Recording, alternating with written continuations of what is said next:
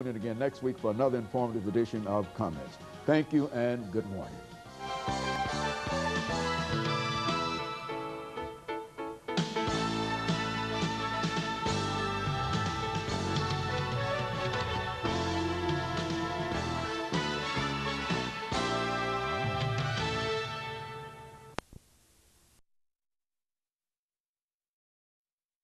And we're fortunate to have with us to talk about religion and health Dr. Cupid Pohl, a psychiatrist in Nashville, Tennessee. And of course, Dr. Pohl, let me welcome you to the show this morning. Very good to be here. And of course, Dr. Pohl, you know, we've had you on a number of occasions, and each time you bring us such excellent information. We've talked about religion and crime, and we've talked about unforgiveness and suicide among African Americans, and each time you bring us an extraordinary amount of information and a very, very unusual kind of information in terms of where our consciousness might be when we receive such information. And what I'd like to do today is to simply make preparation to receive such information dealing with religion and health. But before we get into that, let's have you to give us some information about your background, your education, so that those who might not have seen the many shows that we've had an opportunity to do with you, so that they'll know from what perspective you're coming from, and so that they will be able to better understand your information. Let's do it from that perspective. I'm a Christian psychiatrist in practice, private practice here in Nashville, Tennessee. I'm also a minister of the gospel, and I'm a former pastor of 2 churches here in Nashville. Presently, I'm an associate minister at 15th Avenue Baptist Church, Dr. William Buchanan, pastor. I'm also involved in forgiveness ministry, and I have a radio program, as a matter of fact,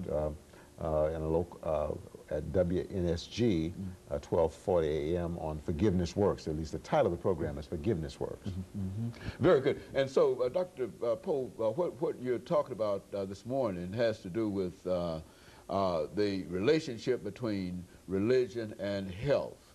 Now, exactly how do you develop such a relationship? I mean, how do you start a topic such as this, religion and health? Well, I think we need to start with a definition of religion. Religion is essentially one's relationship with God, and usually that's expressed in a particular way. For example, Catholics, persons who are Catholic, express their relationship with God through attending Mass.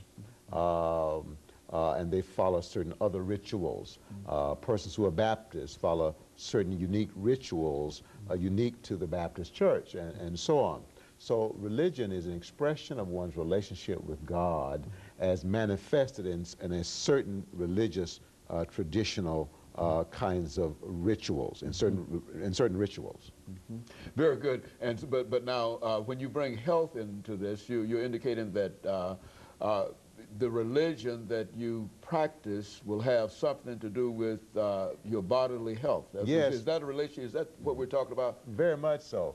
As a matter of fact, the research now has shown over the last 15 years, Dr. Haney, that people who pray on a regular basis, people who attend a place of worship, church, synagogue, or temple on a regular basis, meaning once or more a week, these people have better mental health, they have better physical health, they live longer, they have better functioning immune systems.